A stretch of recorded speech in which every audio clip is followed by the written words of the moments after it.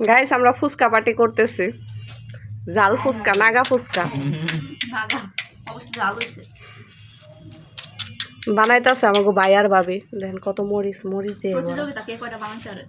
প্রতিযোগিতা না ওই বানাইতে পারবো বেশি ওই দেখুন ওই কেমনে চামচের পাশা দিয়ে ভাঙতেছে মাথা দিয়ে ঢুকাইতেছে এই যে প্রতিবন্ধী এই প্রতিবন্ধীর লেগে বেরোয়া লাগে এত রাত্রে এখন রাত বাজে 9টায় বললাম ফুচকা খাইবো